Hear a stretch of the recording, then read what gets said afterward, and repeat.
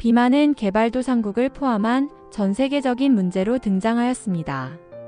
2024년 질병관리청의 지역사회건강조사 결과 발표에 의하면 2024년 비만율은 34.4%로 인구 3명 중 1명이 비만 상태입니다. 비만율은 체질량 지수가 25 이상인 사람을 의미합니다.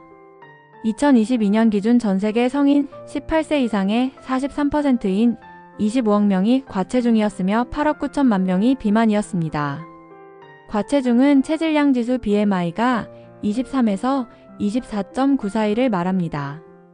우리나라의 경우 비만율은 남성은 30대가 55.4%로 최고치였으며 여성은 20대부터 70대까지 계속 증가하였습니다.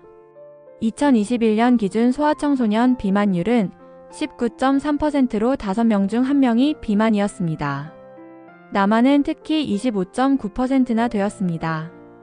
비만으로 인한 사회적 비용은 2021년 기준으로 15조 6천억 원이 넘었는데 이것은 흡연의 11조 4천억이나 음주의 14조 6천억보다 많은 규모입니다. 세계비만재단의 발표에 의하면 전 세계적으로 비만으로 인한 비용이 2045년까지 5,220조 원이 될 것으로 예측하였습니다. 비만은 심장질환, 고혈압, 뇌혈관 질환, 당뇨병, 고지혈증, 지방간, 담석증, 위식도 역류, 생리불순, 다낭성 난소질환, 불임증, 성욕감퇴, 우울증, 퇴행성 관절염, 통풍 대장암, 췌장암, 전립선암, 유방암 등이 생길 위험성을 증가시킵니다. 외모에 대한 자신감 결여로 자아존중감이 낮아지는 문제도 있습니다. 그렇다면 비만은 어찌할 수 없이 받아들여야만 하는 것일까요? 최신의 많은 연구들에 의하면 비만은 식이를 조절하는 것만으로도 쉽게 개선될 수 있습니다. 오늘은 이에 대해 몇 편의 연구 논문들을 살펴보겠습니다. 먼저 살펴볼 논문은 Effects of a High Protein KETOGEN IC Diet on Hunger, Appetite, and Weight Loss in Obese Men Feeding at LIBITUM라는 논문입니다. 한글로는 자유롭게 섭취하도록 한 고단백 케토제닉 다이어트가 비만 남성의 배고픔, 식욕 및 체중 감소에 미치는 영향 정도가 되겠습니다. 즉, 먹는 양은 본인의 의사에 맡겨서 자유롭게 허용을 하고 다만 영양소의 비율만 지질의 양을 높인 케톤식을 제공하는 것입니다. 평균 연령은 38세이고 17명의 비만 남성에게 단백질은 30%로 높게 하고 두 종류의 식이를 제공하였습니다. 30일은 4% 탄수화물 케톤식을 하고 다시 나머지 30일은 35% 탄수화물 식이를 바꾼 크로스오버 실험을 진행하였습니다. 실험 결과 그림에서 볼 수 있듯이 4% 탄수화물 케톤식 그룹이 35% 일반식을 한 경우보다 칼로리 섭취량이 낮았습니다. 왼쪽 그림에서 보듯이 배고픈 허기감을 느끼는 수준도 일반식보다 케톤식이 낮은 수치를 보였습니다. 오른쪽 그림에서 보듯이 주관적인 포만감은 오히려 일반식보다 케톤식이 높은 수치를 보였습니다. 체중은 일반식이보다 케톤식이가 더욱 많이 감량을 하고 있었습니다. 체중, 지방 무게, 지방 이외의 무게, 전체 몸의 수분의 변화 모두에서 일반식보다 케톤식의 감소량이 많았습니다. 혈당, 인슐린의 수치도 케톤식 그룹의 감소가 더욱 많았습니다. 여기서 우리는 궁금해집니다. 어떻게 케톤식이 적은 양을 먹으면서도 오히려 포만감이 있을 수 있을까요? 이에 대해 다른 논문에서 해석을 합니다. 이 논문의 제목은 Effect of KETOGEN IC Diet on Obesity and Other Metabolic Disorders Narrative Review입니다. 한글로는 케토제닉 다이어트가 비만 및 기타 대사 장애에 미치는 영향 비체계적 문헌 고찰 정도가 되겠습니다. 여기에서 저자들은 케톤체가 뇌에 렙틴, 그렐린 등 다양한 호르몬 신호를 보내어서 자연스럽게 식욕을 낮추고 오히려 포만감을 만든다고 설명합니다. 그리고 항산화, 항염증 효과와 케톤체 자체가 유전자의 조절에 영향을 미친다고 하였습니다. 후성 유전학은 유전자 발현의 스위치에 대한 분야라 할 수 있는데 케톤체는 메틸기를 조절하는 것입니다. 이에 대해서는 향후 다른 영상에서 소개드리겠습니다. 살펴볼 두 번째 논문은 long-term effects of KETOGEN IC diet in obese patients입니다. 이것은 비만 환자에서 케토제닉 다이어트의 장기적 효과라고 번역하겠습니다. 이 연구는 24주 동안 케톤식을 진행한 연구입니다. 몸무게 킬로그램당 단백질 1g을 포함하였고 하루 탄수화물은 30g이었으며 나머지는 지방이었습니다. 지방의 20%는 포화지방으로 나머지 80%는 불포화지방이었습니다. 실험 참가자는 총 83명의 비만인으로 남성이 39명, 여성이 44명이었습니다. 표에서 나오는 것과 같이 남성의 평균 연령은 42.6세였고 여성은 40.6세였습니다.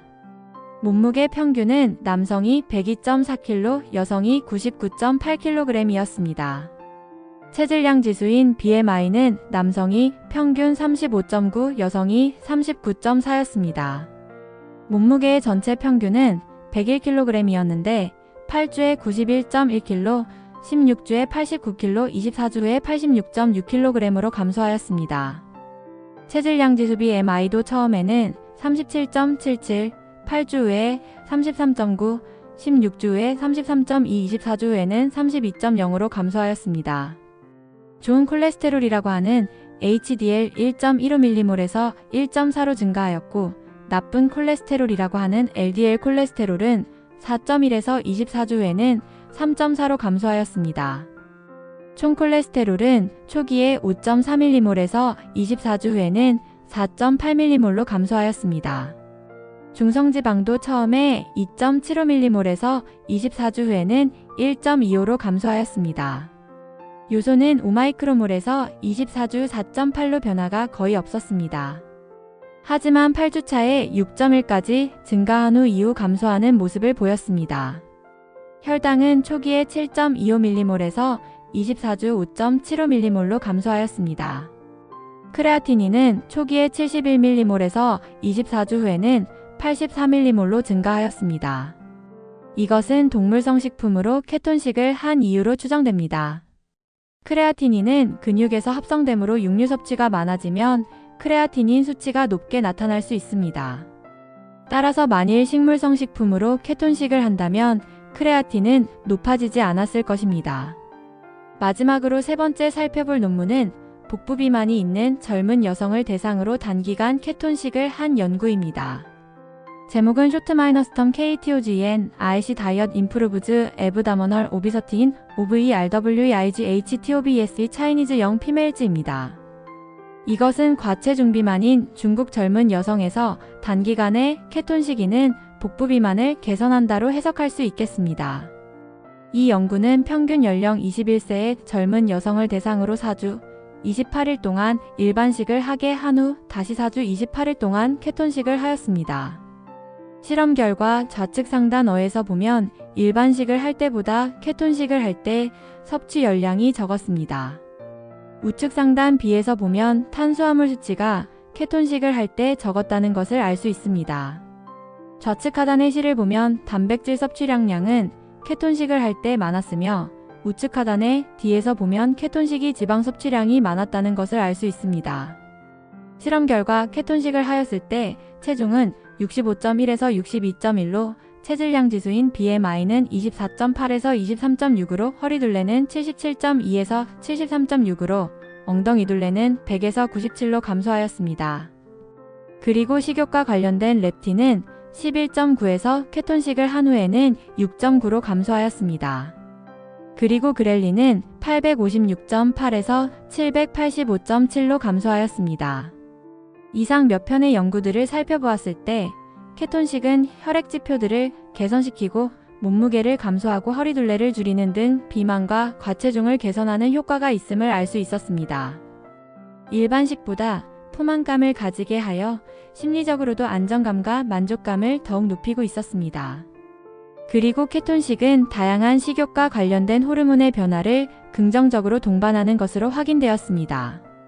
일반적으로 다이어트를 한 후 다시 원상태로 돌아오는 요현상들을 경험하게 됩니다. 그것은 탄수화물 식이를 하기 때문입니다. 다이어트를 한 후 케톤식을 하면 요요현상이 거의 나타나지 않습니다. 오늘 영상이 좋으셨다면 가입과 좋아요 부탁드립니다.